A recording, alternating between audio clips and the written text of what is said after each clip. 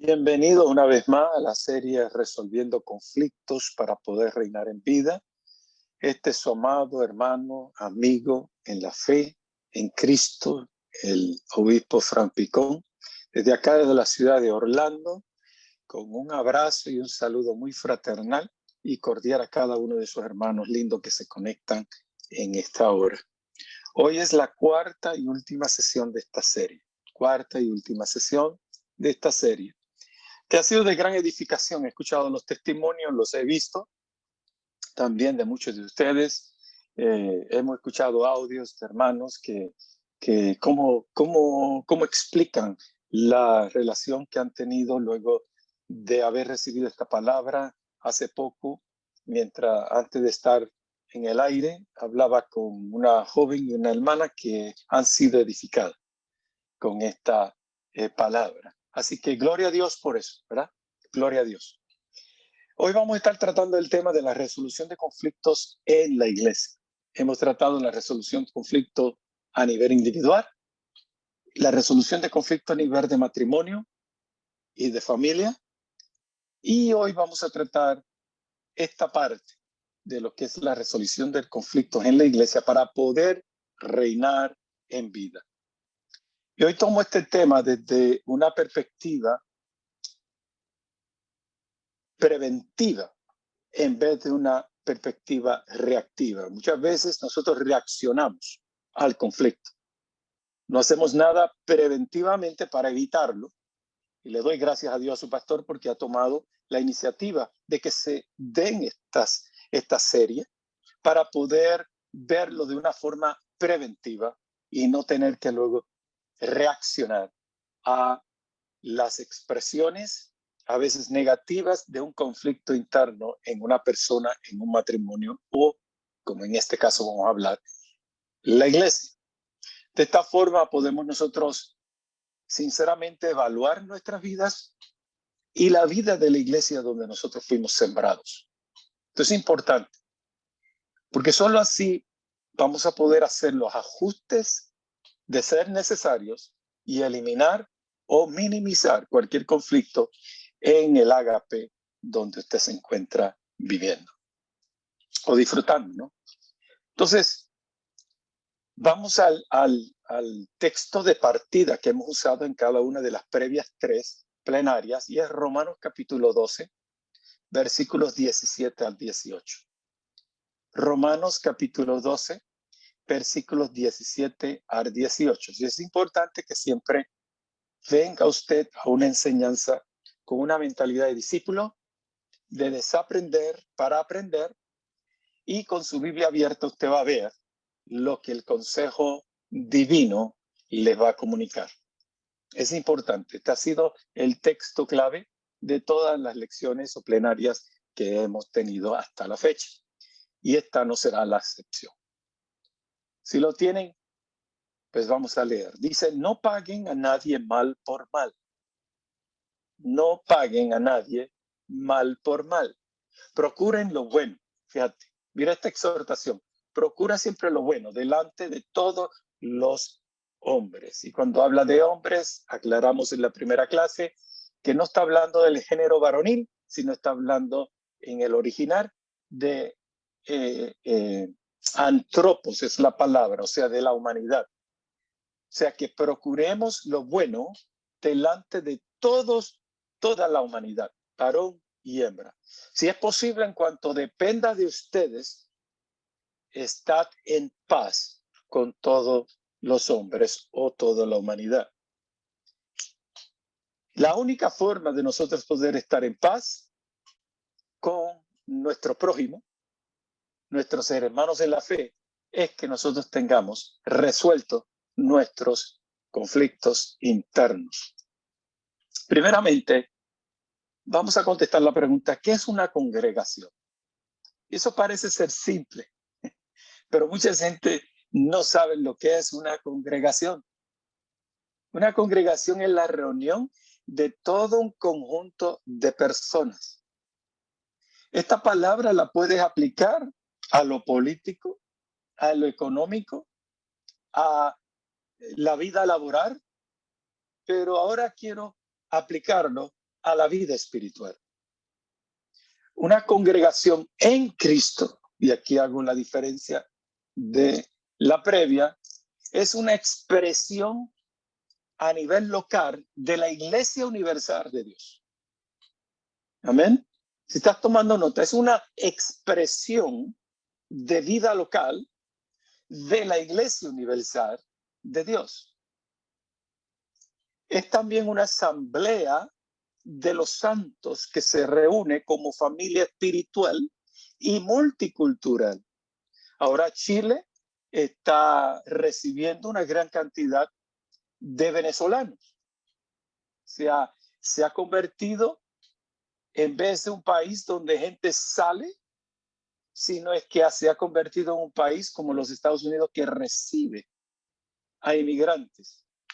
Y entonces se va a convertir, si ya no se ha convertido, en un país con asambleas, con congregaciones, con una iglesia que tiene una expresión local y universal, pero que también, además de ser espiritual, es multicultural, multiétnica, para convivir, para adorar, para expresar la vida de Cristo en sus respectivas comunidades. Una congregación en Cristo no es nada más que la iglesia del Señor en el ámbito local, pero también regional. Ejemplos de eso tú tienes la iglesia de Corinto, que era una iglesia de ciudad, pero también tenemos la iglesia de Galacia, que era un conglomerado de ciudades, y una iglesia que era a nivel regional. Una congregación es esa iglesia del Señor local o regional que afirma a los hijos de Dios en su identidad en Cristo y que ayuda a otros a conocer y a experimentar y manifestar a Cristo. Es también una familia de hijos que al madurar y estar sana, y hemos hablado de esto por 3 semanas, al estar sana, comienza a conectar a otros al entendimiento pleno de la vida de Cristo. Una congregación es esa familia espiritual con los valores de Dios. Valores como el amor, la familia, el respeto, la honestidad, la honra, la comunicación, el servicio y la adoración. Y hay muchos más, pero ahí nombré algunos valores de Dios. Por tanto, es muy importante que existan iglesias, congregaciones en cada comunidad de nuestra ciudad y de nuestra región, de nuestro país y del mundo. Porque esto va a traer alumbramiento de entendimientos acerca de Cristo, acerca de su gracia, acerca de su reino o gobierno y acerca del pacto eterno de Dios a esa comunidad respectivamente. Y de esta forma, la comunidad va a ser preservada. Ahí la doctrina de que Cristo y la iglesia somos luz y sal del mundo. Hay una cita bíblica en Mateo 16, 18, si estás tomando nota. Mateo 16, 18. Y es Jesús que le habla a Pedro. Y también pues están escuchando sus discípulos que lo estaban rodeados de él. Y esta es una palabra que la iglesia tradicional católica, apostólica y romana ha sacado fuera de contexto. Pero aquí vamos a aclarar si por casualidad a usted le queda un poquito de tradición de aquella religión tradicional. Y dice así, y yo también digo, estas son palabras de Jesús, que tú, Pedro, ahí la palabra original es Petros, que quiere decir pedacito de una roca. Tú eres Pedro, tú eres un pedacito de la roca, y sobre esta, mírenme a mí un segundito, Jesús está haciendo como este gesto, y sobre esta roca, que es Petra, ahí la palabra original, o la roca masiva, una roca masiva, edificaré mi iglesia, y las puertas del Hades, no dice el infierno, Hoy mucha gente repite este texto como el papagayo y dice que las puertas del infierno. No, nunca, nunca en la Biblia dice infierno. Dice Hades. ¿Qué era el Hades? Tanto para los judíos de aquella época o los griegos que tuvieron influencia sobre los judíos. El Hades era el lugar de putrefacción, la tumba, la muerte, el Seol. Entonces, Cristo está diciendo, las puertas de la muerte no prevalecerán contra la iglesia. Eso es importante, porque nosotros tenemos vida y vida abundante en Cristo Jesús. Por lo tanto, a nosotros la muerte no nos debe traer temor. No nos debe traer temor.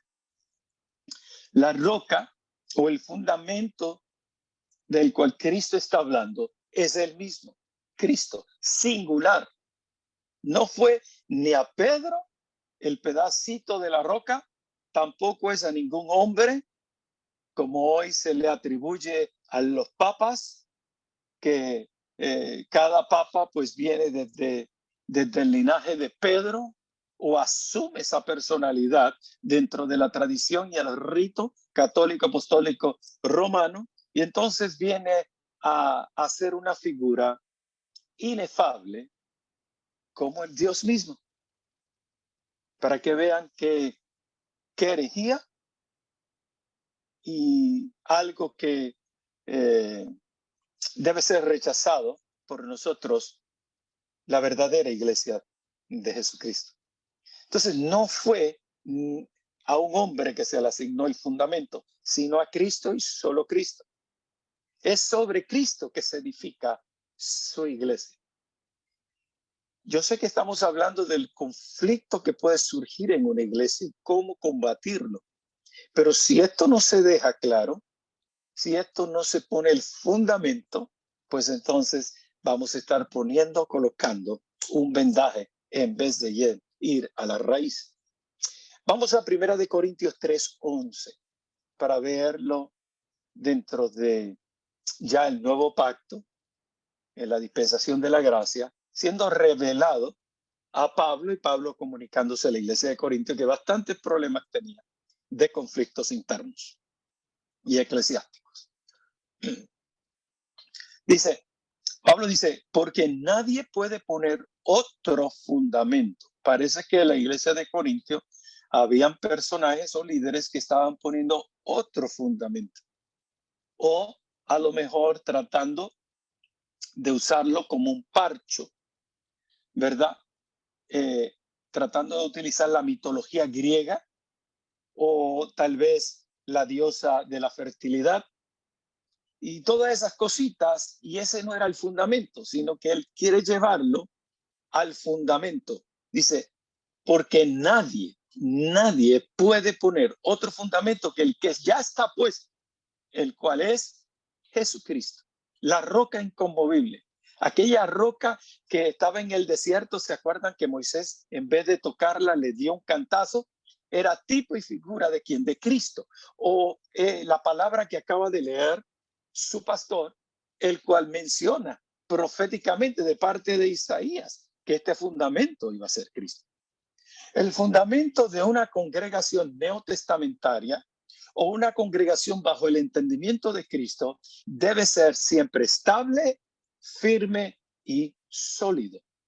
En el caso de la congregación que por gracia de Dios presido por 21 años o casi 21 años, nosotros hemos tenido diferentes cambios a través de nuestra historia, donde teológicamente hemos hecho ajustes, y todos los ajustes siempre nos llevan al fundamento que es Cristo. ¿Ve? El momento que uno deja de predicar y enseñar a Cristo, va a haber un abismo, y ese abismo puede ser lleno con cualquier filosofía e ideología. Entonces es importante que el fundamento siempre sea Cristo. Cuando el fundamento de un miembro del cuerpo de Cristo no es Cristo, lo que intente construir esa persona, sea su vida personal, sea su matrimonio, sea su familia, sea su empresa, sea sus amistades, eventualmente, escucha bien, eventualmente se va a derrumbar, se va a deshacer cuando lleguen esos azotes del río, la lluvia y los vientos de la vida que metafóricamente habló Jesús cuando estaba hablando de fundamentos. ¿Se acuerdan el fundamento que es él y el fundamento de arena? Que la casa se desploma y se deshace. Dice que es grande ruina, grande ruina. Así que es importante esto, muy importante lo que estamos hablando aquí. ¿Para qué? Para evitar los conflictos internos dentro de la iglesia del Señor. Dicho esto, hay 6 razones por qué los conflictos internos se manifiestan en una congregación. Si estás tomando nota, vamos a ir uno por uno con unas cortas explicaciones de estas 6 razones por qué los conflictos internos se manifiestan en una congregación. Esto yo no lo saqué de un texto, de un libro, aunque tengo muchos libros ahí. Y no les miento, voy muchas veces a los libros porque los libros, hay que leer libros para poder aprender. Nosotros no lo sabemos todo y hay hombres de Dios en diferentes materias que se han especializado. Hay un peritaje en ellos y que aprendemos de ellos. Pero estos 6 son producto de una trayectoria de nuestra congregación. ¿Está bien? Así que esto es por pura experiencia. Yo he aprendido que no predique ni enseñe algo que no ha vivido. Eso se lo enseño a nuestra congregación. Aquí hay hermanos en nuestra congregación. Yo no te voy a hablar de un tema que yo no haya experimentado ni tampoco lo domine. Eso sería ficticio. Eso sería fingir. Pero vamos a la materia. 6 razones por qué los conflictos internos se manifiestan en una congregación. Primeramente, ausencia del fundamento de Cristo en las prédicas y en las enseñanzas. Ausencia del fundamento Cristo en las prédicas y enseñanzas. Para nosotros poder edificar lo que sea en la vida, necesitamos una base sólida. Se le habla al Espíritu. Escucha bien, nosotros le hablamos al Espíritu. Ahí sí hay maestras de escuela bíblica, sí hay otros hermanos que también comparten y colaboran con el pastor suyo en la prédica y en la enseñanza. Si no se le habla al Espíritu con un mensaje del Espíritu, la gente va a correr en diferentes direcciones. No se le habla al Espíritu con un mensaje anímico o carnal. En otras palabras, hay muchas iglesias hoy día que tú las ves llenas, pero cuando hablan de asuntos motivacionales, de autosuperación. Están utilizando elementos de el mundo empresarial. Están usando elementos de la metafísica. Están usando elementos de la nueva era. Están usando otras cosas menos la palabra de Dios y Cristo. Entonces es importante. No se le habla con un mensaje anímico ni carnal, menos carnal. Son incompatibles los materiales de edificación si esto se hace de esa forma. Y esto va a traer, obviamente, conflictos internos, especialmente teológicos, especialmente ideológicos. No se puede hacer eso. Tiene que haber una presencia del fundamento de Cristo en todos momentos. Número 2, ausencia de la oración del liderazgo y de los miembros. Ausencia de la oración del liderazgo y de los miembros de esa congregación. Esto es una razón que si esto existe de esta forma en cualquier congregación o en las vidas de los miembros, esto va a traer conflictos. La oración es parte integral de nuestra comunión con el Padre Dios. Es donde nosotros hablamos con Dios y Dios habla con nosotros.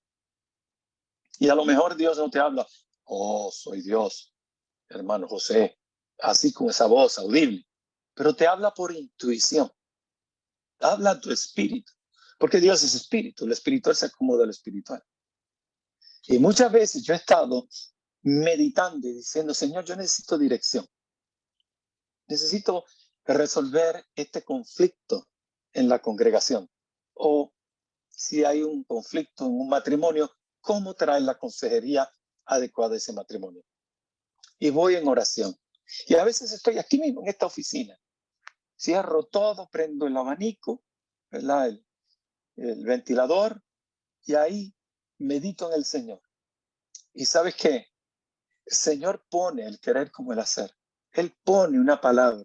A veces llega a mi mente como un pasaje bíblico y voy allí y ahí está la respuesta.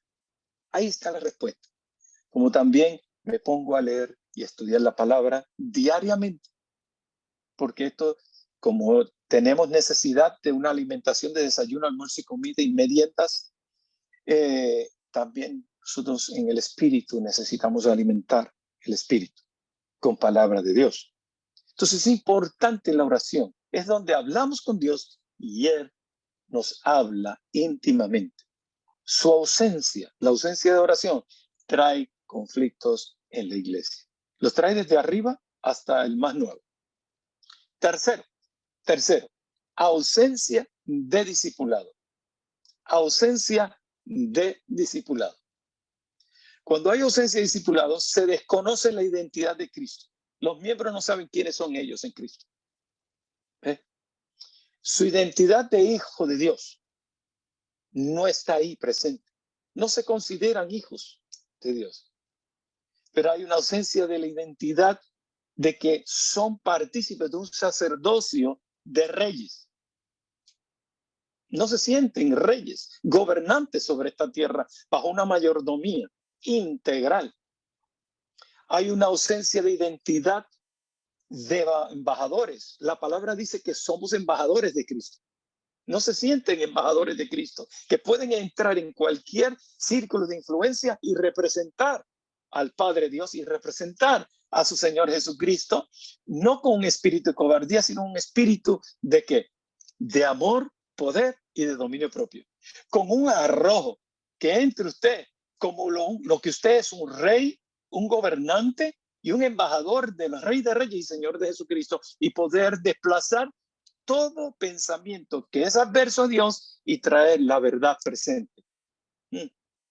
También, cuando hay ausencia de discipulado, a la gente le falta identidad en Cristo y asumen otras identidades que pueden llevarlo a conflictos eclesiásticos.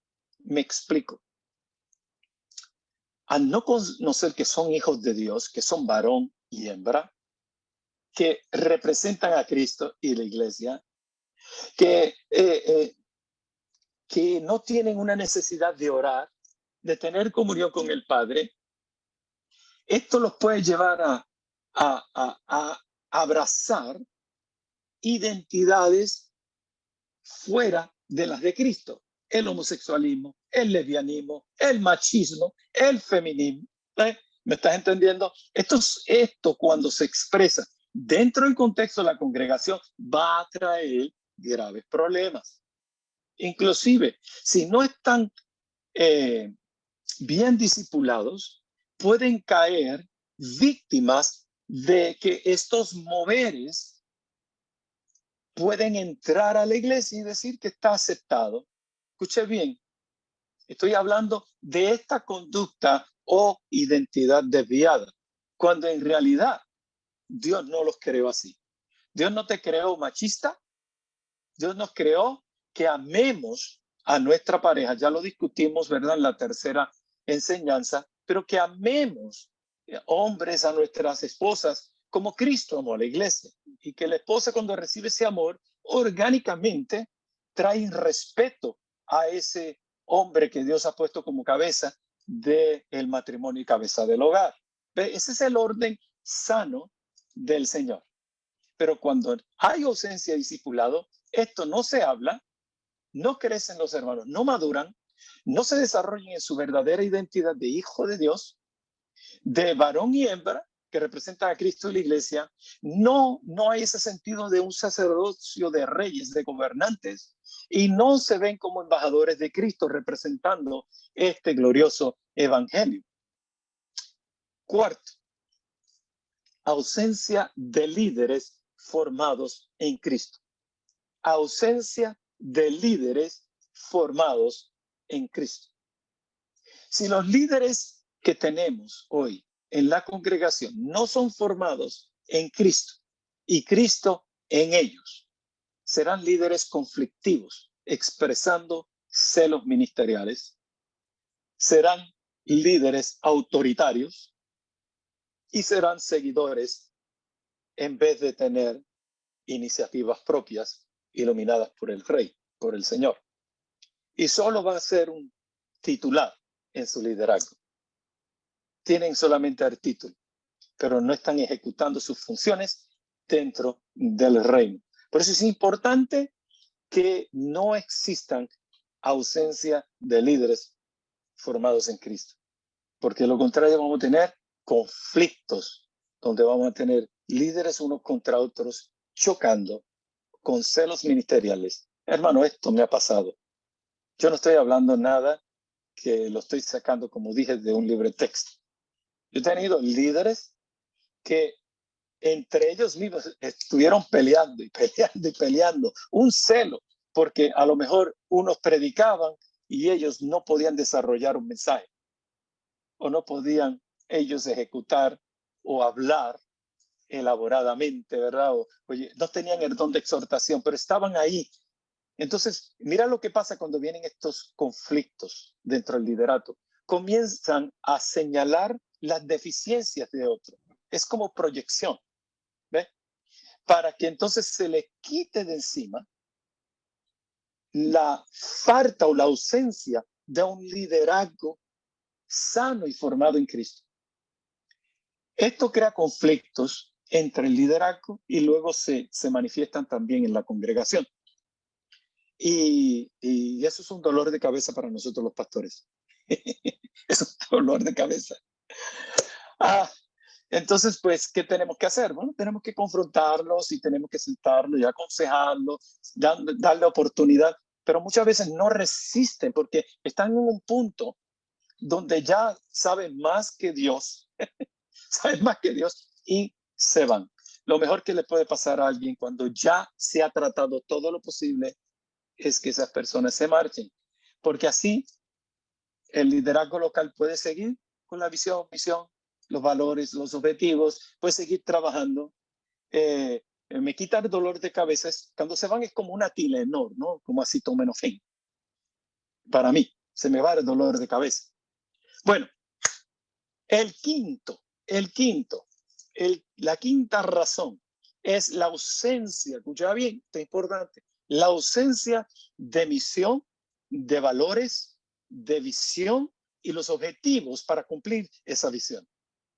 Toda congregación necesita tener una misión, necesita tener una visión. Es importante, tiene que estar escrita, tiene que estar en todo lo que se predica, lo que enseña. En eso hay que ser intencional. Si una iglesia no sabe dónde está o para dónde va, todos estarán especulando. ¿Qué sigue? Se van a preguntar, ¿y ahora qué? ¿Y ahora para dónde vamos? ¿Qué vamos a hacer? Inclusive van a disparar hacia distintas direcciones sin un blanco en mente si tienen alguna responsabilidad de ayudar en la iglesia. Se necesita un claro mapa, como no nos vemos hoy y cómo nos vamos a ver en el día de mañana. Es imposible. Esto, cuando usted lo tiene implementado, va a evitar los conflictos internos, va a evitar las especulaciones. Número 6, la ausencia de convivencia entre hermanos. La ausencia de convivencia entre hermanos. Yo sé que ahora con la pandemia y en el pasado esto se dificulta un poco, la gente tiene temores, pero cada vez que tengan la oportunidad, hace poco vi una foto muy linda, Pastor José, en estos días creo que estaban teniendo ese tipo de convivencia, estaban partiendo el pan juntos allí, eso lo aplaudo, es necesario. Esto crea muchos conflictos si no se hace. Recientemente hicimos nosotros el Día de Familiar, donde estuvimos juntos, nuestra congregación, y unimos la otra congregación que es hija de la nuestra, y juntos hicimos una convivencia, y había comida, había juegos, los hombres, las mujeres. Aquí presente hay, me parece que está el hermano Víctor, el campeón de uno de esos juegos, ¿verdad? El resto lograron todas las mujeres. Él fue el único que sacó la cara por los varones.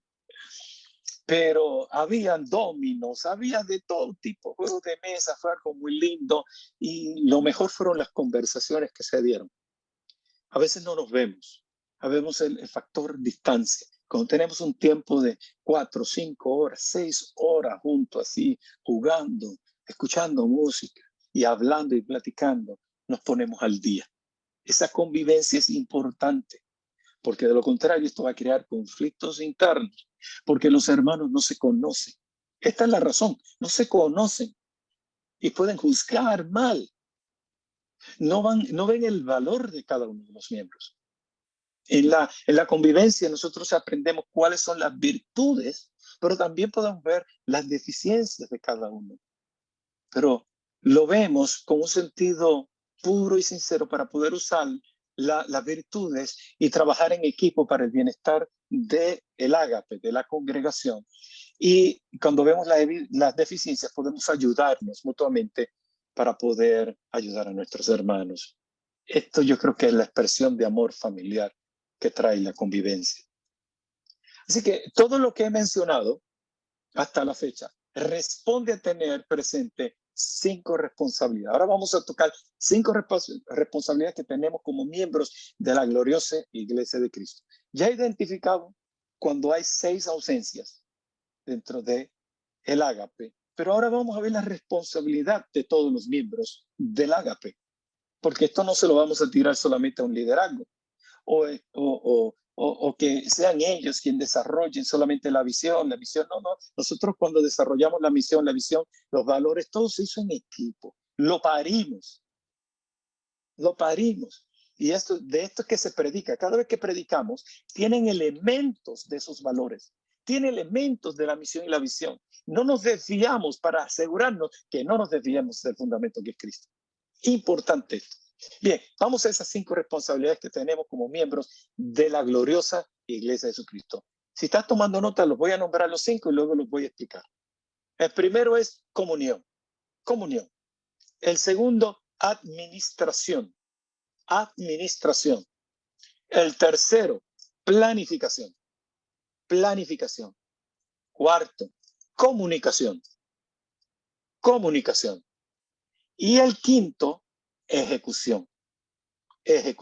Lo repito, comunión, administración, planificación, comunicación y ejecución. Vamos al primero, comunión. Cuando no tenemos comunión en el Señor, la carne, el verdadero diablo, la carne, se manifiesta y surgen los conflictos en la congregación. Comunión con el Señor implica tener una vida conectada al autor de la vida. Y esto implica la oración, el congregarse, el estudio de la palabra diario, la meditación en ella.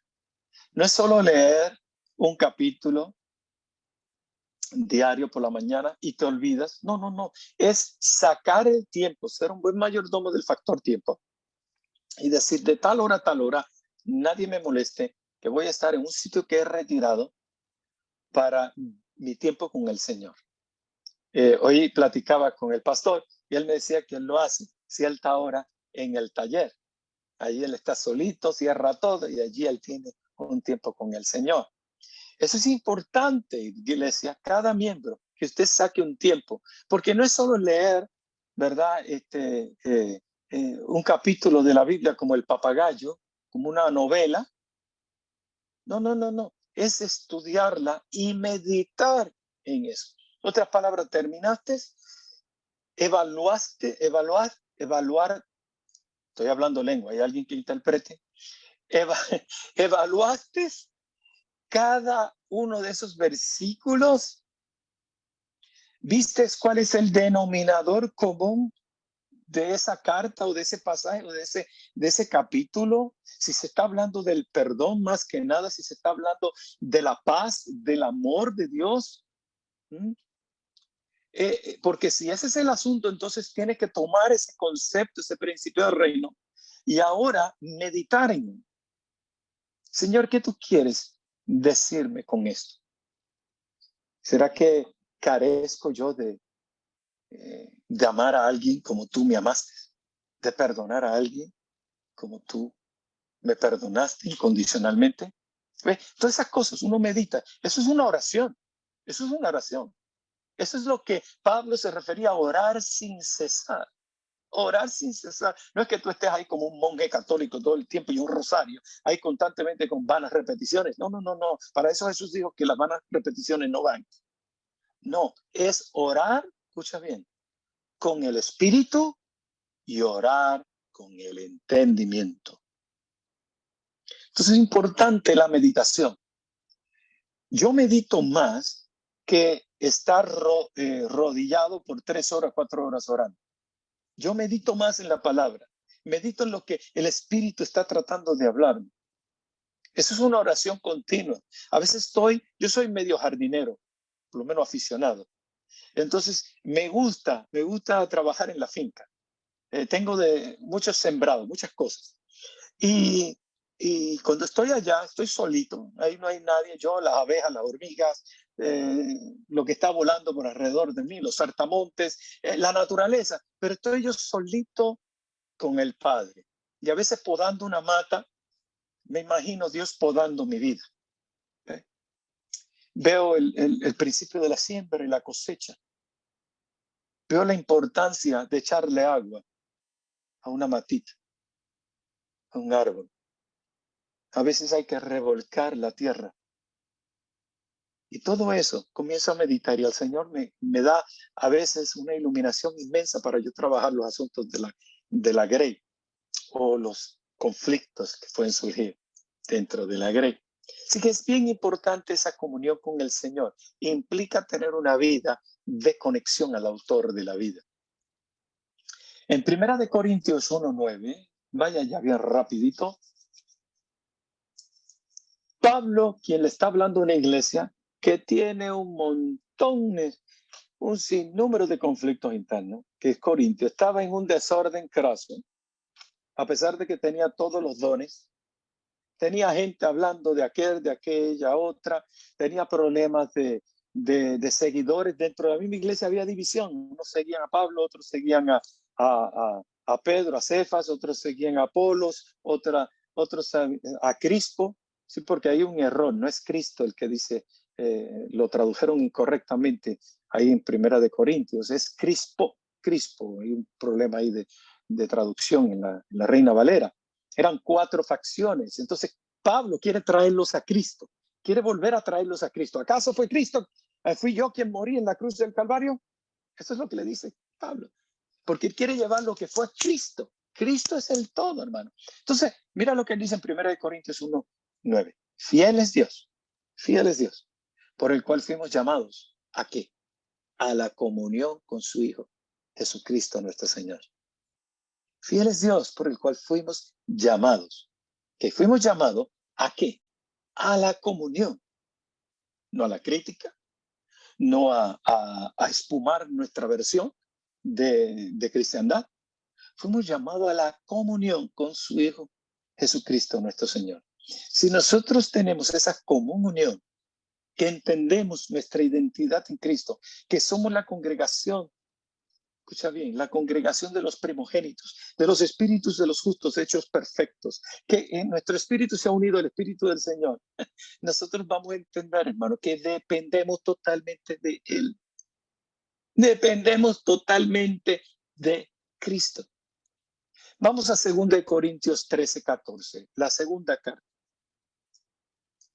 2 Corintios 13:14. Aquí nos habla, o nos sigue sumando el apóstol Pablo, en revelación, y nos dice, la gracia del Señor Jesucristo. Fíjate, no es la tuya. No es la tuya. No es lo gracioso que usted puede hacer. No es el humor, no es la cantidad de chistes que puede hacer en una presentación, una enseñanza, una prédica. A veces parecen payasos al frente de un púlpito. Yo siempre he visto eso como irrespetuoso. Una cosa es traer jocosidad en un momento dado, pero que la gran parte del mensaje todo se vaya en chiste. Dice que la gracia del Señor Jesucristo, no la nuestra propia, el amor de Dios y la comunión del Espíritu Santo. Aquí está. La comunión del Espíritu Santo. Ahora, no solo tenemos una comunión con el Hijo, sino también tenemos una comunión con ¿quién? Con Dios, el Espíritu Santo. Sea con todos ustedes.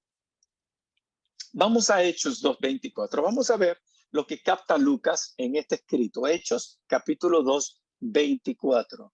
Esto es después del derramamiento o el advenimiento del Espíritu Santo, donde se repartieron diferentes idiomas. No son lenguas, lo que se repartió allí, ¿verdad? Glosalelias, angelicales, algo que no se entiende, sino fueron idiomas lo que se repartieron allí en Pentecostés. Y ustedes saben que vino y hubo una aceptación, 3,000 personas vinieron a Cristo. Pero mira cómo termina, sí, Hechos 2:24. Dice, y perseveraban, hablando de esas personas que habían abrazado a Cristo, confesado a Cristo como su Señor. La nueva iglesia, la iglesia del Señor. Y perseveraban en la doctrina, en la enseñanza de los apóstoles, en la comunión unos con otros, en el partimiento del pan y en las oraciones. Y yo quiero aquí traerles este verso porque en realidad encierra todo lo que hemos hablado hasta el momento. Primeramente habla de la doctrina de los apóstoles. Los apóstoles estaban discipulando, estaban llenándolo todo de Cristo. Doctrina de los apóstoles no es que ahora los apóstoles son los que gobiernan las iglesias y las redes apostólicas. No, están hablando de lo que ellos enseñaron, que habían aprendido de Cristo. Perseveraban en esa enseñanza. También perseveraban en la comunión unos con otros. Importante. La convivencia. La convivencia. Y perseveraban en el partimiento del pan. Convivencia. Si usted nota, Jesucristo siempre estaba comiendo. Donde quiera que iba a las casas, siempre estaba comiendo. Y partía el pan aquí, partía el pan allá, etcétera. Había pescado. ¿Se acuerdan cuando después se fue a buscar a Pedro que estaba por allá? Se fue a pescar de nuevo después de haber recibido una palabra del mismo Cristo que lo siguiera, que lo iba a hacer a pescadores de hombres. Se fue a pescar de nuevo el chamaco, el chico. Y ahora Jesucristo va y le hace un pescado a la parrilla. Así lo dice la escritura, el libro de Hechos. Le hizo pescado frito allí o asado en la parrilla. Siempre estaban comiendo. Pero era que Jesús nos muestra a nosotros la intimidad que es cuando nos reunimos a cenar juntos. Cuánto anhelo cuando vaya allá a Chile poder sentarme no solo con sus pastores, con su familia, conocerla y también con los hermanos. Eso para mí va a ser un privilegio. El poder reírnos juntos, disfrutar la gastronomía chilena, partiendo el pan en convivencia. Y termina Lucas el registro de lo que estaba pasando ahí con perseveraban en las oraciones. Eran gente de oración. Gente de oración. Espero que este versículo haya encerrado hasta la fecha todas estas primeras responsabilidades que tenemos todos para evitar que los conflictos internos dentro de la iglesia. Si nosotros somos gente responsables, con iniciativas, trabajando en la viña del Señor, vamos a estar tan ocupados trabajando para el reino que no vamos a tener tiempo de ociosidad para nosotros mirar las deficiencias que pudiéramos tener. Ahora,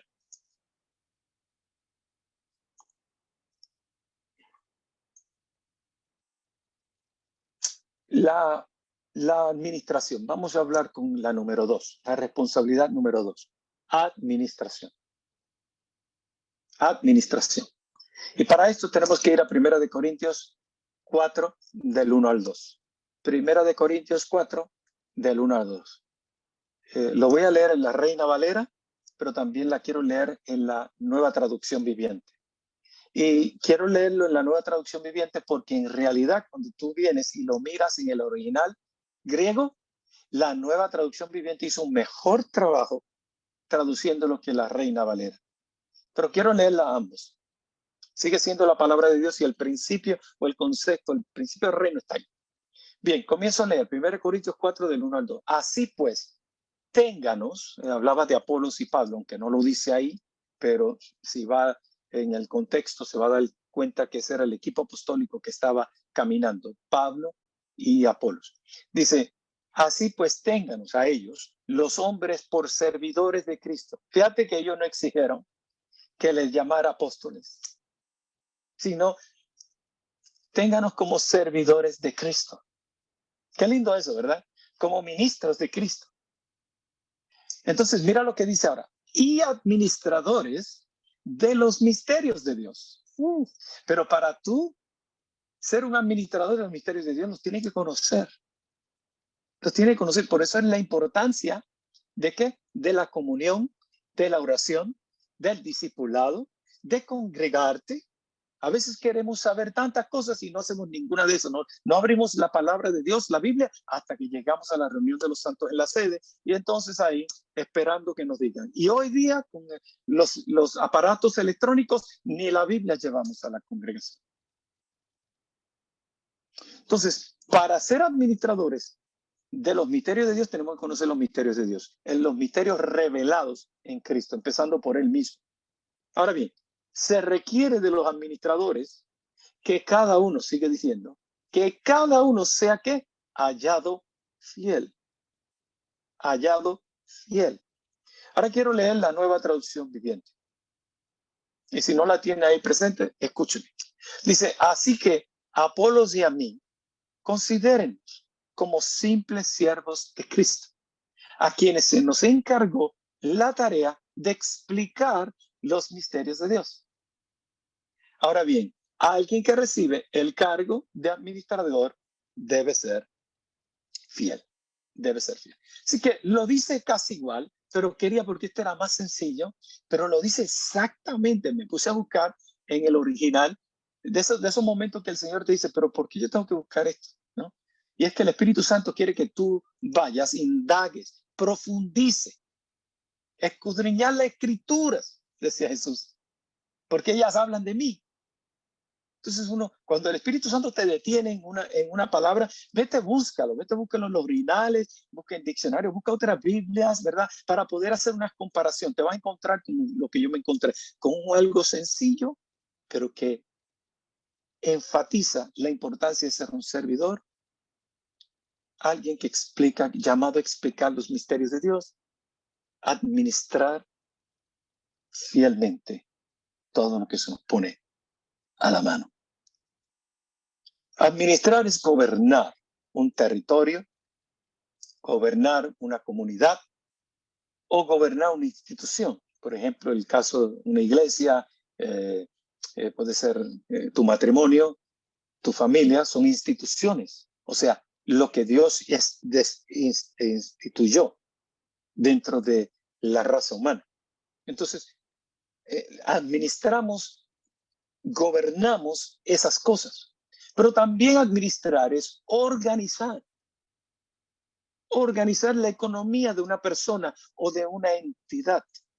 Y por economía me refiero a los recursos, la creación de riqueza, tu potencial de crear riquezas, de ser productivo, de distribuir, de dar.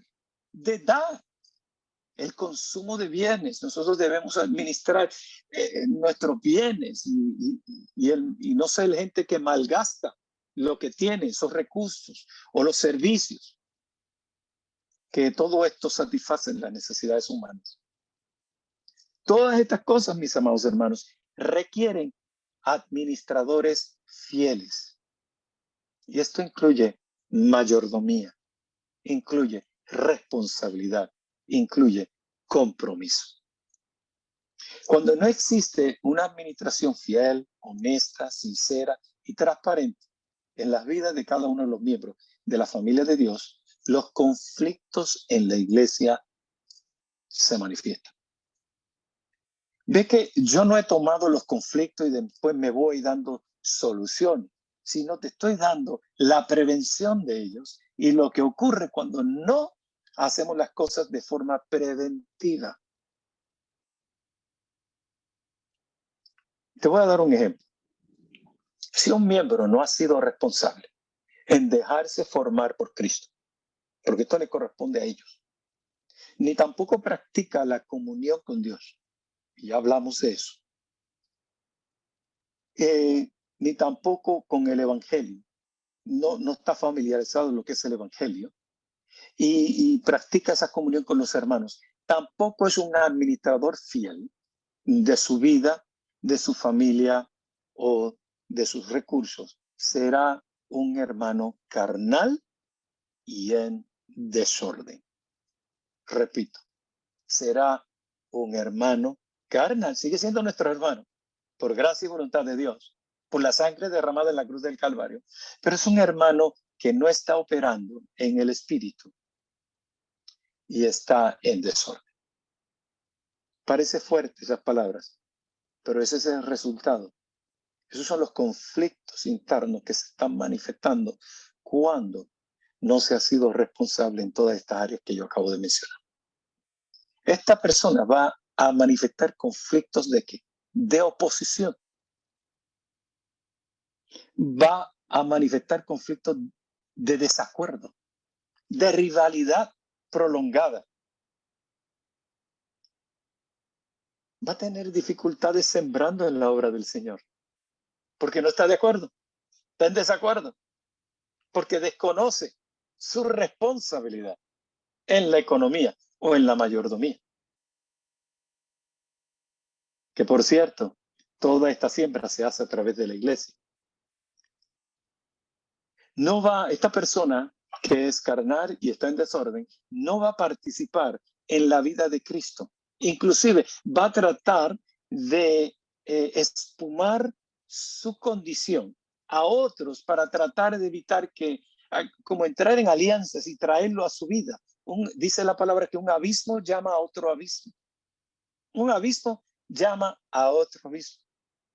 No va a participar de la vida de Cristo, no va a evangelizar, pues porque primeramente el Cristo no se le ha revelado, no se le han revelado los misterios de Cristo, no ha sido discipulado, ¿por qué? Porque no va al discipulado, no es responsable, no tiene una comunión con el Señor, no ora, no se congrega, no sirve al prójimo. ¿Y sabe por qué? Porque no se ama él. Tú no puedes amar al prójimo si primero no te amas tú. Y para amarte necesitas vivir una vida de administración fiel, honesta y sincera y transparente, de comunión con el Señor. Pero también es cierto que cuando no existe una administración fiel, honesta, sincera y transparente entre el cuerpo ministerial de la iglesia, los conflictos comienzan también a manifestarse. El número 3, la responsabilidad número 3 es la planificación. Planificación. Y ya estamos terminando. La planificación es elaborar o establecer un plan conforme al que se ha de desarrollar algo, o sea, la visión, la misión, los valores, los objetivos. Esto es importante. Eso es planificación. Si no se planifica, el desorden va a imperar. Los conflictos del desorden van a imperar dentro de una congregación. Y a mi entender, el desorden es el hábitat donde nacen, se nutren y se multiplican esos conflictos de la iglesia. Repito eso si estás tomando nota. El desorden es el hábitat, es la tierra fértil donde nacen, nutren y se multiplican los conflictos de la iglesia. Un conflicto se puede tornar en múltiples conflictos si no se tratan de inmediato. Y la fiel administración requiere una buena y pensada planificación. Y la planificación requiere de una comunión con Dios. No puedo dejar yo de hablar esto. Requiere de una comunión con Dios para que se manifieste la voluntad del Padre. El ejemplo más claro de la planificación lo vemos en Dios mismo. Iglesia que me escuchas, la planificación, porque esto es individual y también corporal, pero el ejemplo de planificación más claro, a través de toda la Biblia, es Dios mismo. Desde antes de la fundación del mundo, Dios los había predestinado a cada uno de ustedes y a mí también. Nos había predestinado para ser adoptados sus hijos en Cristo Jesús. Si eso no se llama plan, no sé cómo llamarlo. Eso es un plan, el plan magno de Dios, aún para Adán, escucha bien, aún para Adán y el mundo destituido de la gloria de Dios por causa de su transgresión y pecado, Dios tenía o tuvo un plan. Dios tenía un plan para Adán y aquella humanidad que fue expulsada del paraíso, del lugar de dicha. ¿Sabe cuál es ese plan? El propósito eterno de Dios, que luego Él se lo comunicó en Génesis 3:15, una redención futura en Cristo Jesús. Pasaron 6,000 años o 6 días proféticos, como le quiera llamar, con 6 pactos de promesas anunciando que venía algo distinto, venía un Mesías, venía un nuevo pacto, un pacto que era de dimensión eterna, ejecutado en la figura del ángel del pacto o Cristo, un plan magistral. Y sabes que Dios no puede ser burlado, jamás. Entonces, si Dios tuvo un plan ejecutado por Cristo y sellado por el Espíritu Santo, ¿por qué no podemos tenerlo nosotros a nivel personal, a nivel matrimonial, a nivel familiar y a nivel eclesiástico? Esto me lleva a la cuarta razón por la cual se manifiestan los conflictos en la iglesia. O, mejor dicho, la cuarta razón, la cuarta responsabilidad para evitar esos conflictos en la iglesia. Comunicación. Comunicación. Hermanos, si no existe la comunicación entre los hermanos en la familia espiritual de Dios, en la iglesia, vamos a tener grandes conflictos. La comunicación es crucial en una congregación porque nos permite dar a conocer algo o dar a conocer a alguien, a los miembros de nuestra familia espiritual. En este caso, Cristo. Comenzando por el algo. El algo es el evangelio del reino lleno de gracia y de verdad. Tenemos que comunicarlo con todo lo que eso implica. Nuestra reconciliación con Dios, nuestra seguridad de salvación, nuestra justificación por la fe, el perdón de nuestros pecados, todo eso tiene que ser comunicado y recibido. ¿Y el quién? ¿Quién es el quién? Pues Cristo, el propósito eterno de Dios, Cristo, la verdad presente, que incluye entre tantas cosas nuestra plenitud de vida en Él. Esta comunicación es clave porque si no damos a conocer el misterio revelado efectivamente, o sea, en comunión con Dios, administrándolo fielmente, planificando bajo el diseño de la visión celestial, la audiencia, los miembros de la congregación, si estos no han sido discipulados, no se han dejado discipular, porque ese es el problema mayor. A veces proveemos, los ministros, ¿verdad? Los pastores, proveemos el discipulado, pero la gente no llega o no se comunica. Si esta gente no tiene una vida de comunión con Dios, con el Padre, y no son fieles administradores de la multiforme gracia de Dios, pueden malinterpretar, escuche bien, pueden malinterpretar el comunicado como un libertinaje, como una licencia para seguir pecando y entrar así en conflicto que pueda hasta dividir la iglesia. Miren la importancia de la comunicación. No se puede bajo comunicar. Es mejor sobre comunicar que no comunicar. Número 5, el último, ejecución. Y no estoy hablando de ir a la guillotina y cortarle la cabeza a alguien que hizo mal. No es ese tipo de ejecución, sino que cuando ejecutamos estamos procediendo a dar cumplimiento de nuestro apostolado como embajadores de Cristo. ¿Vale? Claro, claro.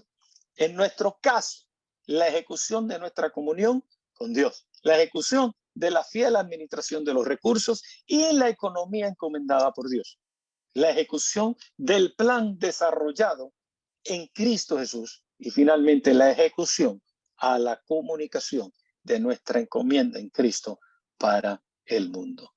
Se trata de un procedimiento a dar cumplimiento a nuestro apostolado. Toda ejecución debe hacerse en amor, en paz, en gozo, en dominio propio, en fin, en el fruto del Espíritu. En Romanos 12, 17, 18, vuelvo y recalco que Pablo exhortó a la iglesia de Roma a no pagar a nadie mal por mal, sino a procurar lo bueno delante de todos los seres humanos. Y si era posible, en cuanto dependa de nosotros, dependa de usted, mío, estemos en paz, o sea, sin conflictos internos, sin conflictos en nuestro matrimonio, sin conflictos en nuestra familia, sin conflictos en la iglesia, en fin, sanos, que estemos en paz con todos los seres humanos. Esta ejecución de la vida de Dios en Cristo y en nosotros es lo que va a sanar a otras personas, que Dios nos pone y les va a poner en el camino a través de citas divinas. Sí, hay citas divinas. Dios las tiene en una agenda. Recuerda que hablamos de la doctrina de la predestinación, que fuimos predestinados desde antes de la fundación del mundo. En otras palabras, para ser adoptados hijos de Dios. Por lo tanto, por ahí, en esa comunidad de ustedes, en ese pueblo hermoso de ustedes que no lo he visto, pero si ustedes están ahí es hermoso porque ustedes son las flores de esa tierra. Entonces, ahí hay gente que aún todavía no tienen conciencia de lo que Dios hizo allí en la cruz del Calvario, pero que están predestinados para ser colaboradores con ustedes, predestinados para recibir esta verdad presente. Han sido aceptos en el amado, solo necesitan conocerlo. Y a través de estas citas divinas coordinadas por Él, que nosotros vamos a ejecutar la vida de Dios en Cristo y vamos a seguir sanando a personas. Esta ejecución en el fruto del Espíritu va a sanar sus matrimonios, los matrimonios de estas personas, las familias enteras, los hijos, los nietos, los tíos, los primos. Y va a sanar y mantener sana a la congregación. La ejecución de todo lo que les he presentado en esta noche, a través de esta enseñanza, es lo que evitará y sanará los desastres que causan conflicto interno individual y corporal en las personas. Les recomiendo como devocional. Esto es una recomendación. Como devocional. Sea en la mañana, al mediodía, por la noche, cuando usted tenga su tiempo con el Señor. Para esta y la próxima semana, que lean, escudriñen y mediten en las dos cartas del apóstol Pablo a la iglesia de Corinto. Con esas dos cartas. Y léala, estúdiela, mediten, oren sobre el contenido, sobre la corrección del apóstol Pablo, sobre la revelación, la iluminación que trae el apóstol Pablo. Encontrarán a una iglesia con todos los dones, carismática, pero a su vez inmadura y carnal. Descubrirán que en estas cartas a esta iglesia, con tantos conflictos internos y existiendo, porque no podemos llamarle viviendo, existiendo en desorden, miembros siguiendo a diferentes líderes, divididos en lealtades, cometiendo pecado, había hasta incesto, bajo estimando el apostolado, cuestionando el apostolado de Pablo y hasta rechazándolo por su apariencia física. Todo esto lo van a encontrar. Parece una novela, ¿verdad? Parece una novela de esas de turcas, pero va a ver la gloria de Dios, va a ver y va a descubrir cómo el apóstol, bajo una sabiduría del cielo, a pesar de esos atropellos emocionales, él los trata con amor, como hijitos, con una paternidad sana. Cómo los corrige y los amonesta con arrojo. O sea, él sabía lo que estaba haciendo. Fue intencional. pero en amor. Y las cosas cuando se hacen con amor son recibidas, son bien recibidas. Este domingo el pastor que encargado de predicar el mensaje en nuestra congregación, oye, la verdad el caso es que amonestó a la congregación, pero lo hizo en amor. Lo hizo en amor y la congregación lo recibió. ¿Ve? Y vamos a ver cómo Pablo ahí, en esas dos cartas, cómo mandó, bueno, la primera, a sacar de la comunión de los santos a un hermano que había cometido incesto, y cómo luego en amor lo manda a buscar y exhorta a la iglesia que lo reciban, que lo reciban. Wow. Nuevamente en la iglesia. Eso es verdadera restauración. Nos va a enseñar cómo nosotros vamos a recibir a la gente. El mero hecho que una persona en un momento dado haya cometido una infracción, no lo vamos a borrar del libro de la vida. Ese se queda permanentemente allí. Lo que es que no disfruta el reino. Pero nosotros no podemos borrarlo del libro de nuestra vida. No podemos. No podemos. Y aquí él le exhorta con mucho amor. Recíbalo nuevamente. Para aquellos que no sabían, esa persona, la mayoría de los teólogos, y yo lo creo, y según el escrito, aquellos que son estudiosos pueden descubrirlo, es Tito. Es Tito que luego viene a ser uno de los discípulos de Pablo, amado. Y es el que Dios envía allá a Creta.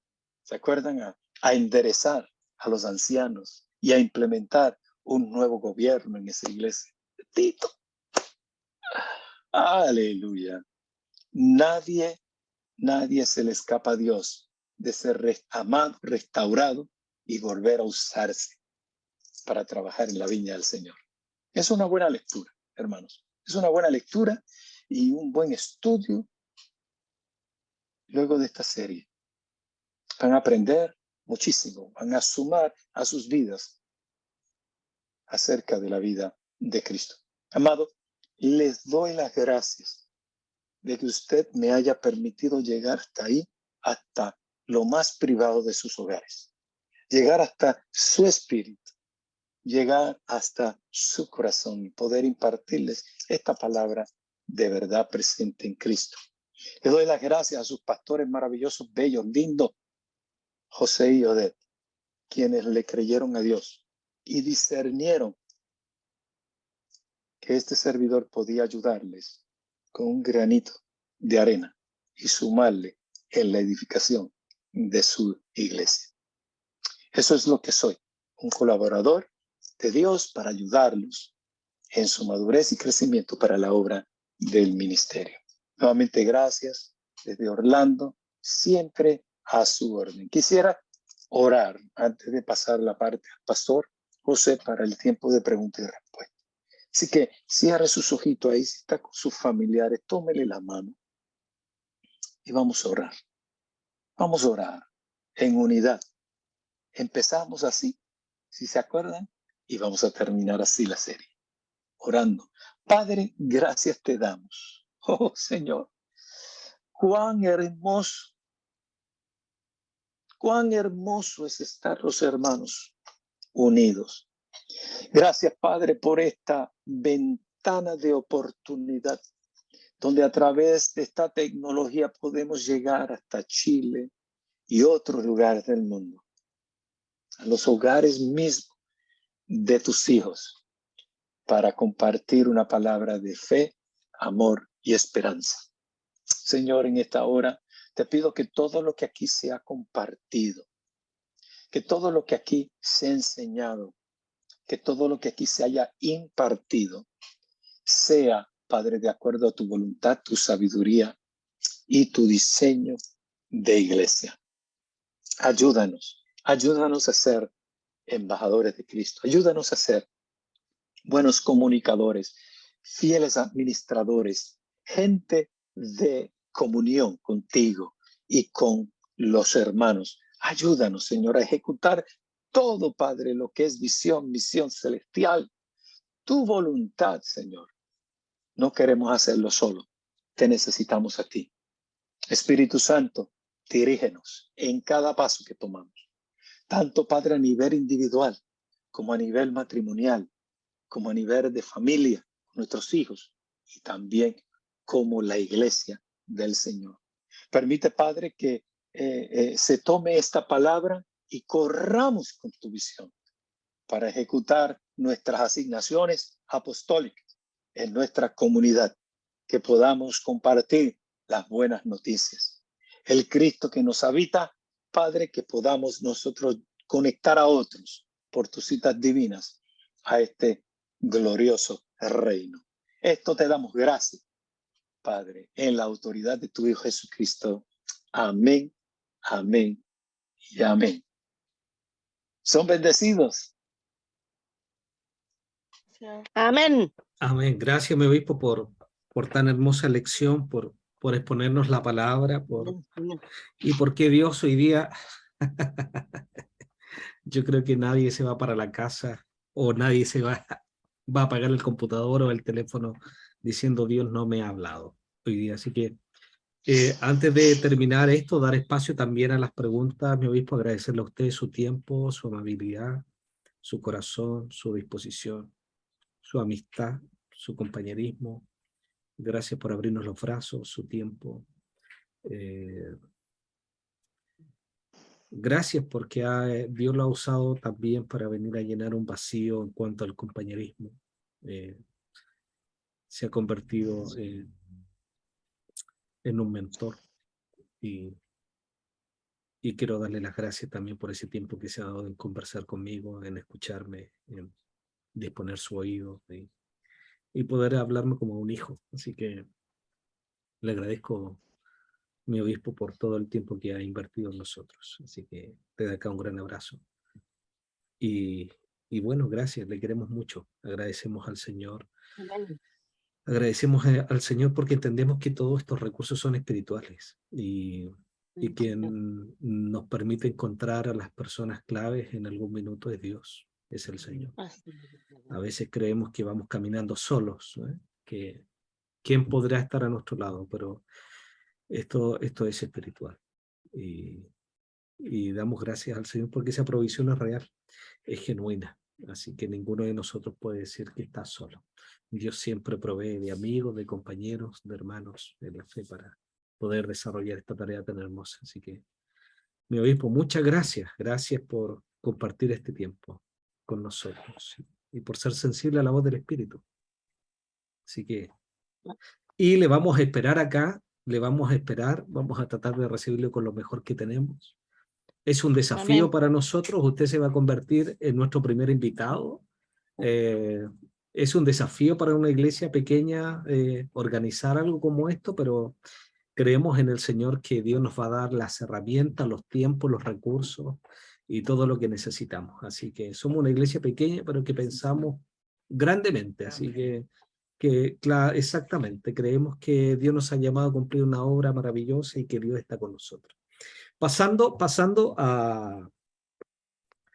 un poquito al área de las preguntas. ¿Habrá alguien que quiera hacer una pregunta en específico?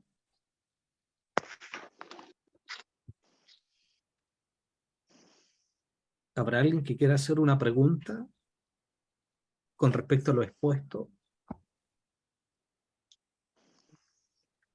Hola, buenas noches. ¿Quién habla por ahí? Mauricio. Mauricio Ávila. Dale, Mauricio. Yo quiero dar gracias primeramente a Dios por este desglose y esta manera de enseñar del obispo y darle gracias por su tiempo. Porque como usted dice, pastor, somos una iglesia pequeña con pensamientos grandes. Y así que darle gracias a usted por tomarse el tiempo de estar con nosotros. Y la verdad que puedo decir que este estudio, sobre todo este último, que lo pude escuchar con bastante atención, a pesar de que he escuchado las grabaciones de los otros, honestamente lo disfruté muchísimo y me aclaró muchas dudas, por sobre todo tomar una dirección, porque ayer justamente en oración le preguntaba a Dios para dónde podía empezar a leer algo que me llevara o sea, que Dios ordenara algo de mí a leer. Y cuando usted dice leer las dos cartas de Pablo, dije, bueno, acá está la respuesta, dije, acá. Bueno, el pastor José sabe que todos estos días he estado alimentándome prédica. De hecho, lo estuve escuchando ayer al al obispo Picón en una prédica por Facebook, y la verdad que es grato porque tiene alma de profe, que de verdad que explica extraordinariamente, y el desglose que hace para que uno pueda entender es maravilloso. Así que gracias por eso, gracias de verdad, obispo. Gracias, Mauricio, por esas palabras. Dijiste algo muy importante. Serán pequeños en número en este momento, pero tienen un Dios grande y tienen un pensamiento grande. Y los grandes hombres de Dios y mujeres de Dios empezaron en un garaje, o empezaron en su casa. La Biblia nos dice que había una viuda con un poquitito nada más de harina y un poquitito de aceite. Y todo lo que se llenaron, todas aquellas vasijas. Una cosa sí quiero recomendarte, Mauricio, cuando termine las lecturas de la primera y segunda carta, comienza a leer las cartas paulinas.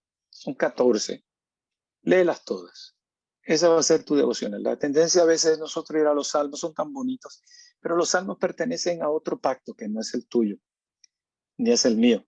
Pertenecieron a los pactos de la promesa de Israel natural. Entonces, son pactos condicionales, y a veces tú veías a David hablando, glorificando al Señor, y después quería comerse los niños crudos, ¿verdad? Con los enemigos, y encadénalos y mátalos. Ese cambio, porque era una naturaleza distinta a la naturaleza que tú y yo poseemos. Nosotros somos los hijos de Dios. Dice Pablo, ahí mismo en los Corintios lo vas a descubrir, que ya no conocemos ni a Cristo ni a ustedes, ni a nosotros, nos conocemos según la carne. Así que Dios nos ve según el Espíritu. Así que léete las cartas paulinas. A veces tenemos la tendencia de gravitar hacia el Antiguo Testamento, no que no sea importante, porque Dios revela la historia completa de amor de Dios, pero nuestro testamento está, como es nuestra Biblia mayormente, donde nosotros vivimos nuestra vida, está en el Nuevo Testamento. Somos parte del nuevo pacto, somos parte del nuevo hombre, somos parte de las nuevas criaturas que componen ese nuevo hombre. Estamos bajo un nuevo vino, bajo un nuevo régimen, una nueva Jerusalén, una nueva ley de vida en el Espíritu. Todo es nuevo. ¿Ve? Así que esa es mi exhortación, mi consejito, ¿verdad? Para ti, Mauricio. Y gracias, porque te he visto en el auto ahí, pero es conectado. Y qué bueno que ves todo por deferido. Y vuelve y haz como la vaca que rumea. Vuelve y mira el video. Sigue ahí. Si tienes que verlo 2 y 3 veces, anotando, el Señor va a sumar a tu vida, porque tú tienes la unción del Santo. Ayer justamente, o sea, hace 3 días vengo viendo una prédica de Tommy Moya sobre la adoración correcta a Dios y en el nuevo pacto. Justamente la leí, o sea, me la escuché toda, la desglosé, la intenté digerir. De hecho, le dije a mi pastor José, le dije, es difícil seguirlo en algunas cosas, me cuesta mucho, le digo, pero hoy día volví a digerirla en la mañana, me iba en la camioneta y la iba escuchando nuevamente. Y voy por el 3er capítulo de Tommy Moya, de esto del nuevo pacto y la adoración correcta delante de Dios. Así es. El pastor Tommy y yo somos amigos de toda una vida. Fuimos pastores de jóvenes aquí en la ciudad en una ocasión, y sacando el recuento aún en Puerto Rico, cuando éramos jovencitos y jugábamos béisbol, nosotros éramos contrincantes de diferentes equipos de béisbol. Entonces aquí tenemos una amistad muy cercana, y entiendo que la riqueza y la unción, ¿verdad? La asignación que él tiene y la palabra es profunda, pero sigue ahí. Si tienes la oportunidad de conectarte en la comunidad virtual, hazlo. Si tienes la oportunidad de ver en YouTube sus enseñanzas, hazlo. Es importante que sigamos nosotros esa iniciativa, que no la detenga nada ni nadie. Eso lo pone Dios, Él pone el querer como el hacer. Creo que vas a ser edificado, exhortado y consolado cada una de sus prédicas. Mi amado obispo, hoy, en medio de nuestras charlas, variados todos los puntos que tocamos hoy día. Hay uno en particular que me gustaría ver si nos puede compartir. Le comento porque un poco de nuestra naturaleza de iglesia es que aunque hay muchos hermanos que vienen de muchas iglesias, muchos de ellos no vienen de iglesias donde se estudiaba la escritura o donde se estudiaba en profundidad, ¿no? Era como el arroz graneado nomás, donde la atención a la escritura no era de manera tan profunda. Me gustaría, ya que en el mismo espíritu que le ha podido compartir a nuestro hermano Mauricio, nosotros somos confrontados, ¿no? Generalmente por un tema cultural, de que estamos acostumbrados a que nuestro conocimiento sea para aplicar ciertas labores, ¿no? Para poder desarrollar ciertas tareas. Pero cuando venimos al conocimiento de la escritura, nuestro conocimiento es para transformación, que es absolutamente distinto al conocimiento que la cultura o que estamos acostumbrados a recibir. En base a aquello, ¿cómo nos puede aconsejar o puede aconsejar a nuestra iglesia a entender que Cristo es mucho más que un dogma, que Cristo es mucho más que un rezo, Cristo es mucho más que un nombre, ¿no? Cristo es mucho más que el amuleto que podemos usar, entre comillas, estoy refiriéndome cuando terminamos una oración y nombramos a Cristo y lo nombramos por nombrarlo, ¿no? Pero sin entender la profundidad del nombre y de la riqueza de su obra. Entonces, si nos puede hablar un poquito de eso, si nos puede compartir un tiempito, profundizar en ese punto. Claro que sí. Primeramente, cristiandad es catalogado en el mundo como una religión. Dentro de los diccionarios, dentro del mundo teológico, el mundo se divide en diferentes religiones. Han abrazado el budismo, el hinduismo, el islam, el cristianismo. Entonces ahí nos meten a todos dentro de ese cristianismo. Pero el cristianismo, hay una variedad. Es como un bufete chino. Hay una variedad increíble de diferentes interpretaciones. Es importante entender que nosotros no perseguimos ser parte de una religión. Cristianismo, y lo cataloga el ismo al final, es un sistema de creencias, de dogmas, de ritos, de sacramentos, de ceremonias, que está compuesta de diferentes denominaciones, cuyo denominador común lamentablemente no es Cristo, sino es la verdad que ellos entienden por interpretación de sus eruditos, que es venerada. Entonces, Dios está trayendo una reforma. Reforma es algo, se está reformando lo que se ha deformado en cristiandad. Entonces, eso es donde debemos nosotros concentrarnos. ¿Qué es esa reforma? ¿Qué es lo que está tratando de Dios reformar a través de diferentes hombres y en las iglesias que está despertando dentro de la pastoral, como está pasando en el caso de su pastor iglesia, del pastor José, la pastora Odette? Estamos hablando de una adoración. Adoración no es cantar. Y el hermano Mauricio habló un poco de eso porque está recibiendo una instrucción muy buena de parte del pastor, ¿verdad? A través de su enseñanza. Pero la adoración es más que cántico, incluye la alabanza, e incluye las artes que alaban al Señor, pero incluye también oración, incluye el evangelismo. Es como una gran pizza. Una pizza es pizza cuando los 8 pedazos están presentes. Pero tan pronto tú sacas un pedazo y se lo come o lo aísla, ya no es una pizza, ya son 7 pedazos o 6 pedazos de la pizza. La adoración es la pizza completa. Es un estilo de vida. ¿Qué vida? No la tuya, ni la mía. No es la vida biológica con todos sus retos, con todas sus imperfecciones. Es la vida impartida de Cristo cuando nacemos de nuevo. No cuando llegamos a una sede por tradición, porque mamá me trajo, porque abuela me trajo, porque es lo que la iglesia del Estado ha adoptado como parte de la religión del Estado. No, no, no. La vida de Cristo es la de Él y nosotros estamos injertados en esa vida. Ya nosotros tenemos que despojarnos del pensamiento humanista, del pensamiento egocéntrico. La Biblia dice que ya no nos vestimos nosotros, ya no nos ceñimos nosotros, sino que nos ciñe otro. La Biblia nos habla en el Nuevo Testamento del señorío de Cristo, que Cristo es nuestro Señor y Salvador.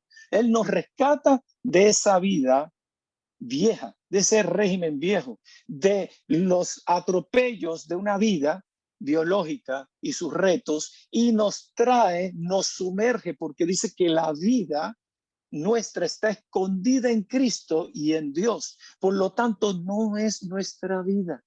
Ha sido comprada a precio de sangre. Le pertenecemos a Él. Y esa vida que Él nos ha dado es una vida de dimensión eterna.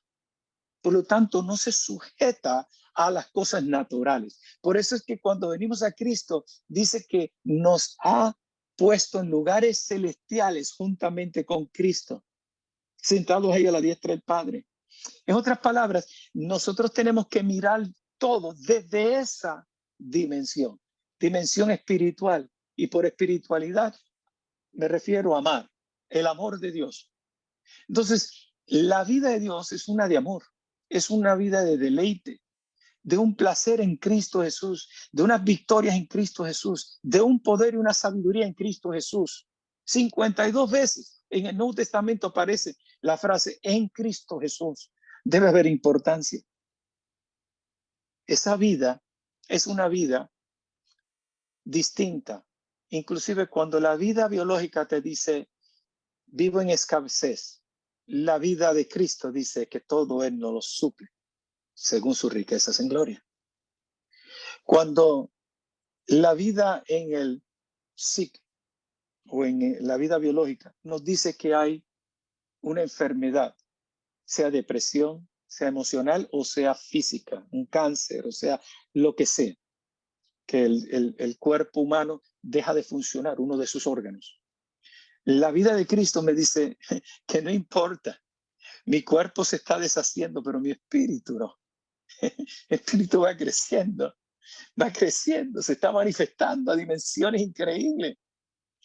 Yo he tenido la oportunidad y el privilegio de estar en los momentos de la agonía de diferentes personas que han muerto bajo mi turno, ¿verdad? Miembros de mi congregación o familiares míos. Y yo he tenido la oportunidad de estar ahí y verlos dar su último suspiro. Y algo que he notado es la antesala de ese último suspiro, esas horas antes o días antes.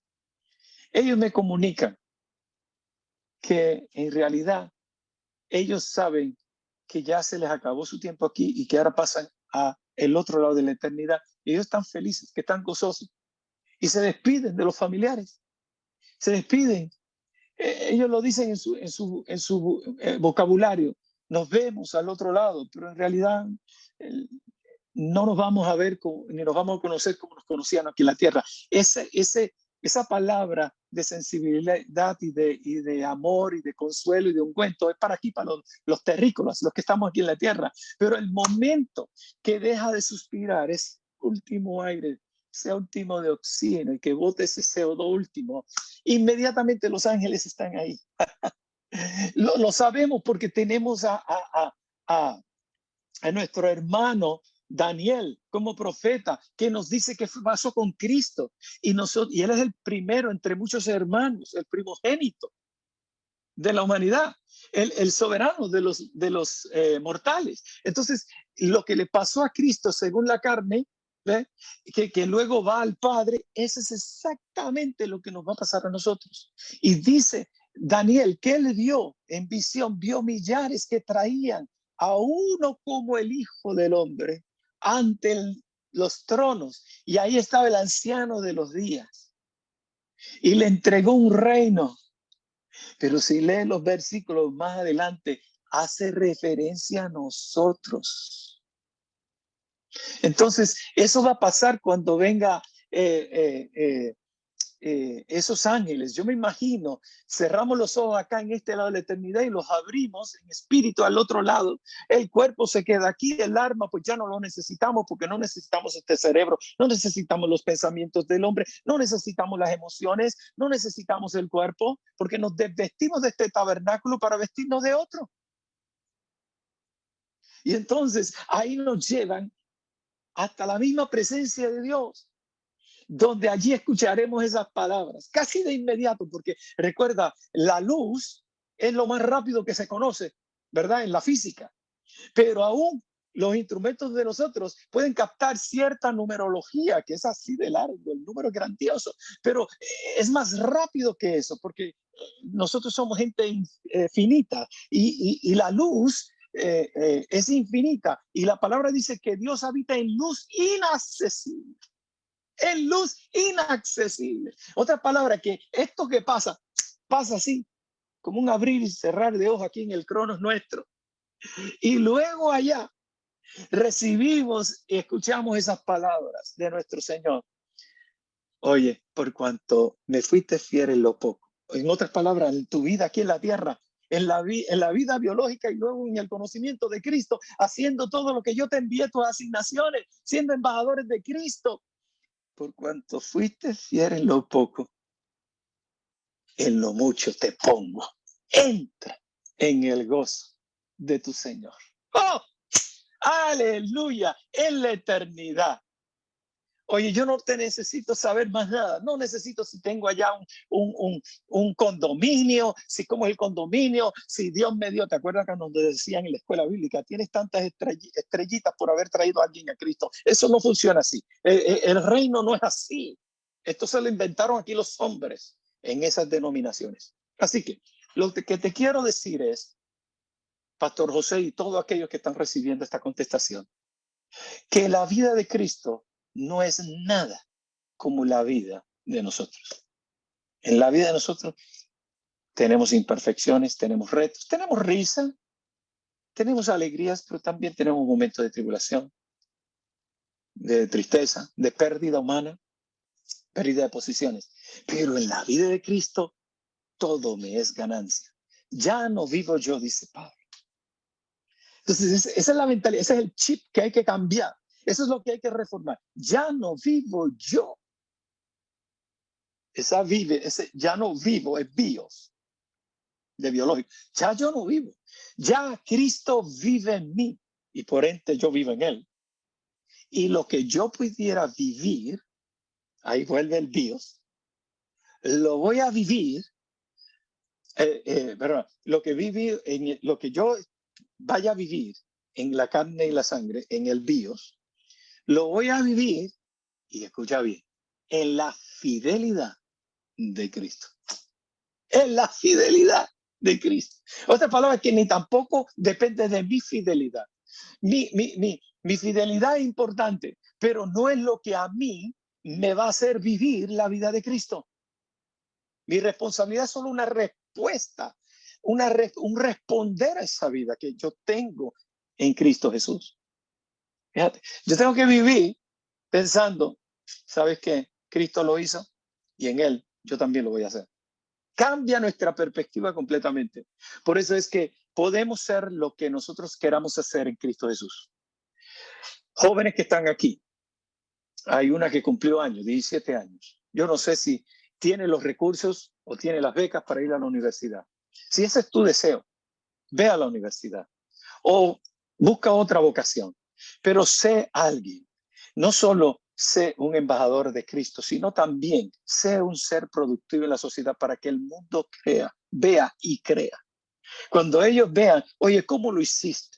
Sin los recursos. ¿Cómo lo hiciste? Ah, lo hice porque todo lo puedo en Cristo que me fortalece. Dios abrió puertas. ¿Y cómo así? Dios te acaba de abrir una puerta para que tú reveles el misterio de Cristo y seas también una colaboradora con Dios.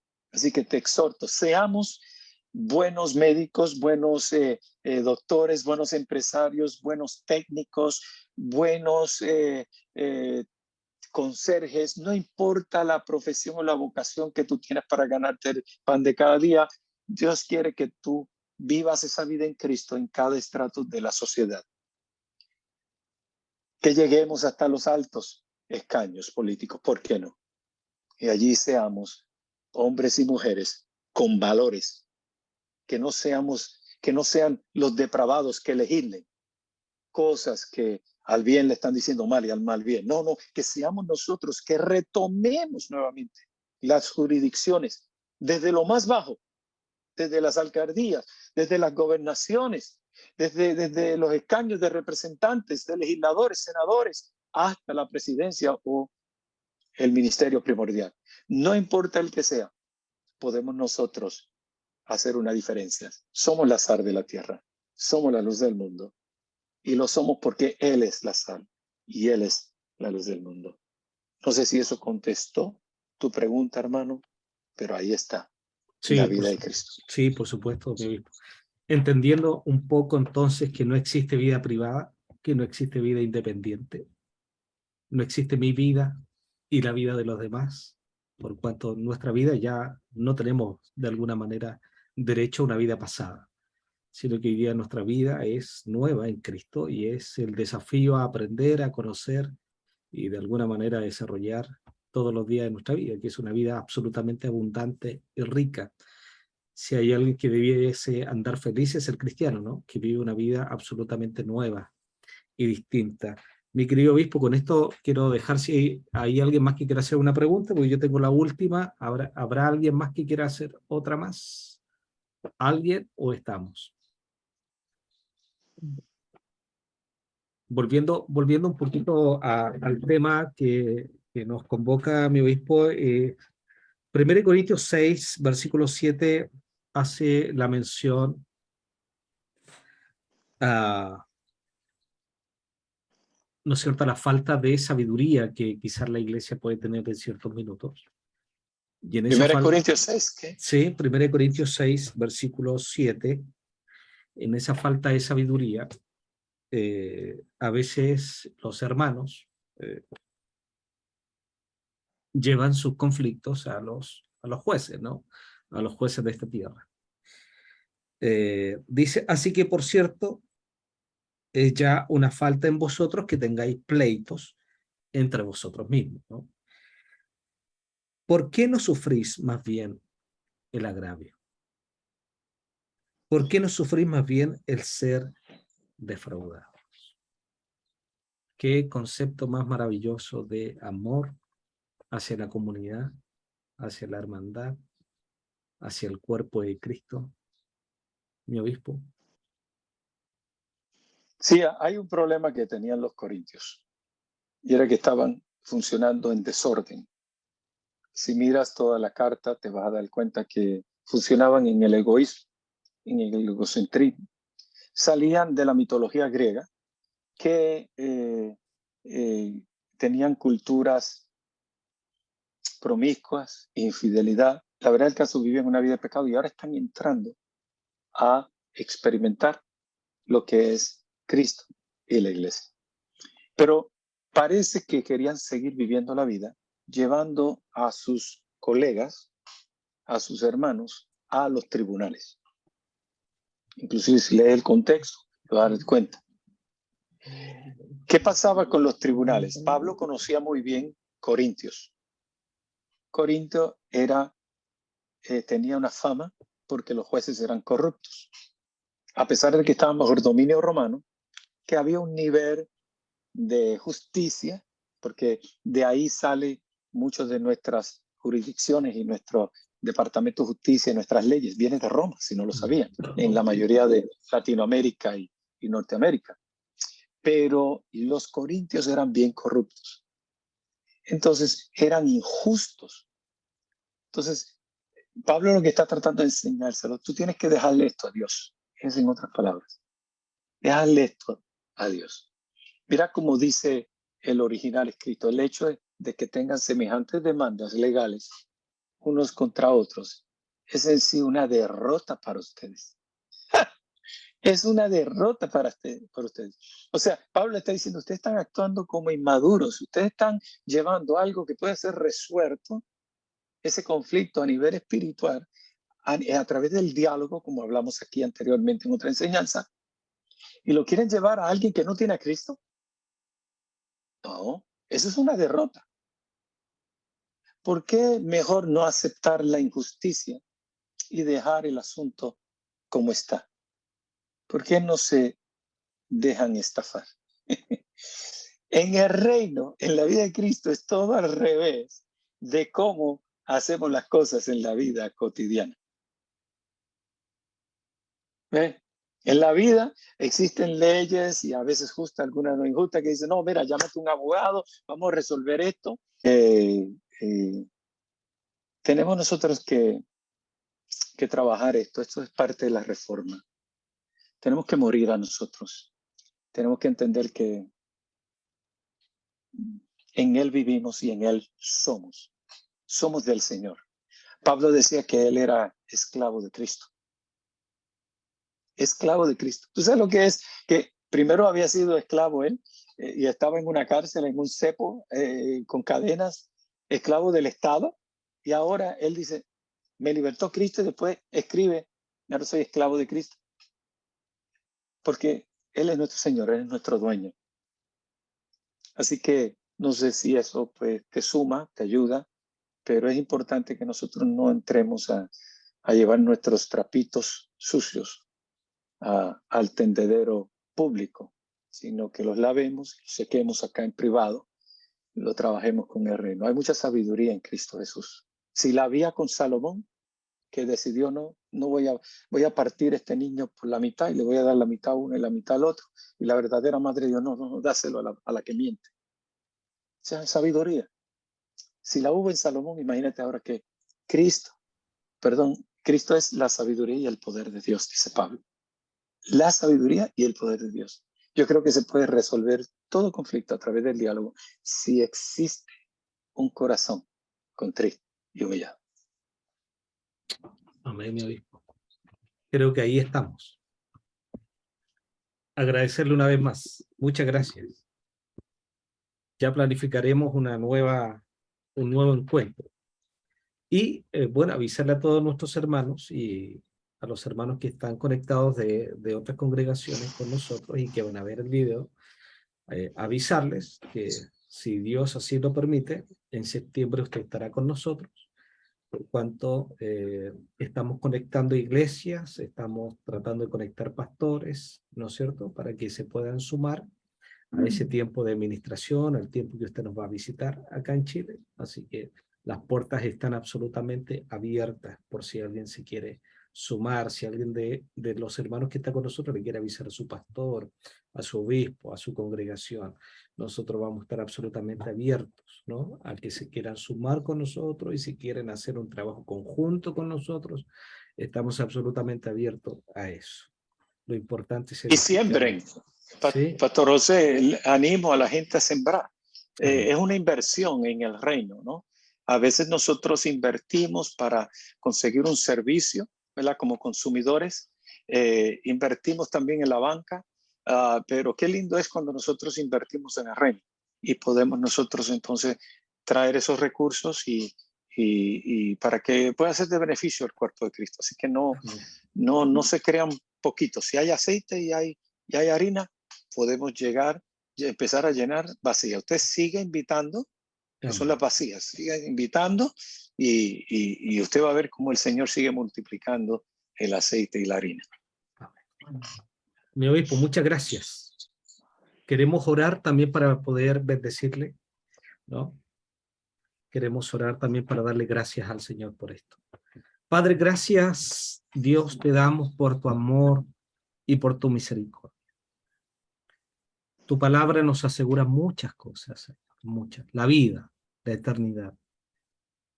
Pero qué maravilloso es cuando aquellas promesas se hacen tangibles. se hacen carne. Y darte gracias por nuestro obispo, Señor. Darte gracias por la provisión de su vida para con nosotros. Dios, quizás, no quizás, con seguridad digo que Él es la respuesta a nuestras oraciones, Señor. Él es la respuesta, Señora, a lo que nosotros anhelábamos en nuestro corazón. Dios, si queremos darte gracias, pedirte que tú le bendigas a Él, su esposa, sus hijos, su nieto, Dios, su iglesia, sus proyectos, sus anhelos, los deseos más profundos del corazón. Padre, Dios, gracias. Gracias por prepararle. Gracias porque cuando encontramos un mentor, nos ahorramos camino, nos ahorramos, Señor, trabajo. Y ayúdanos a que nuestros corazones estén siempre dispuestos a oír la palabra sabia, el consejo sabio, Señor. Porque no somos independientes de ti, estamos unidos al cuerpo. Padre, gracias. En el nombre de Jesús. Amén. Y amén. Gracias, amado obispo. Saludos a Estados Unidos, a su iglesia. Y a los hermanos, gracias por estar a cada uno de ellos, a los hermanos de su congregación. Así que, bueno, y a todos los hermanos, muchas gracias por acompañarnos en este mes que fue absolutamente de mucha bendición, de mucha edificación. Así que muchas gracias. Un abrazo. Son bendiciones. Amén. Gracias.